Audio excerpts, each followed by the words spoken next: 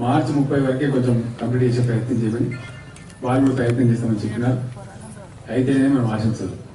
ఇంట్లో అయిపోతే ఊరు చక్కగా అవుతుంది, అందులో ఎటువంటి అనుమానం లేదు. కానీ ముఖ్యమైనది బతుకుదెరువు ముచ్చట, అది చాలా ముఖ్యమైనటువంటి.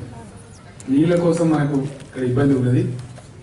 అయితే మన గోదావరి నీళ్ళు వస్తూ ఉంది, పాములపర్తి దగ్గర పెద్ద ప్రాజెక్ట్ వస్తున్నది.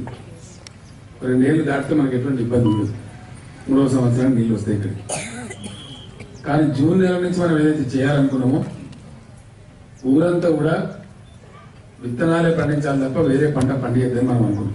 దానికోసం ఈ కావేరీ కంపెనీ కూడా ముందుకు వచ్చి వాళ్ళు మనకు సహకరించడానికి సిద్ధపడడం చాలా సంతోషం. అది చేయాలంటే మనందరం కూడా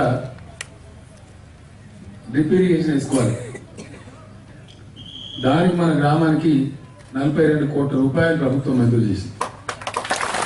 28 నర్సన్నపేట 2 గ్రామాలకు 100% రైతులకు ఎంత భూమి ఉంటే వాళ్ళకి ఎంత భూమి ఉంటే అంత భూమిలో మొత్తం డ్రిప్ మంజూరు అయింది. ఆ కంపెనీ వాళ్ళు కూడా వచ్చిండ్రు, మన వ్యవసాయ యూనివర్సిటీ అధికారులు కూడా వచ్చిండ్రు. అందరూ కూడా మొత్తం తనిఖీలు చేసిండ్రు. ఇప్పుడు ఆ పని మనం మొదలు పెట్టబోతా ఉన్నాం. ఇప్పుడు నేను పునాది రాయి చేసింది రెండింటికి వేసాను. ఒకటి అందరికి డ్రిప్ సౌకర్యం వచ్చే విధంగా ఉండేట్టు, ఒకటి 1 ఇంచు భూమి కూడా ఎర్రవెల్లిలో డ్రిప్ లేకుండా ఉండదు. అందరు భూములు కూడా డ్రిప్ వేసుకోవాలి.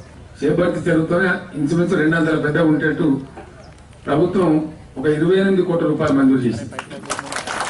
దానికి చాలా పెద్ద ఎత్తున చేపర్తి చెరువులో 20-22 ఎంసీఎఫ్టీలు ఉంటే దీంట్లో 47 ఎంసీఎఫ్టీ నీళ్లు ఉంటా ఉన్నాయి.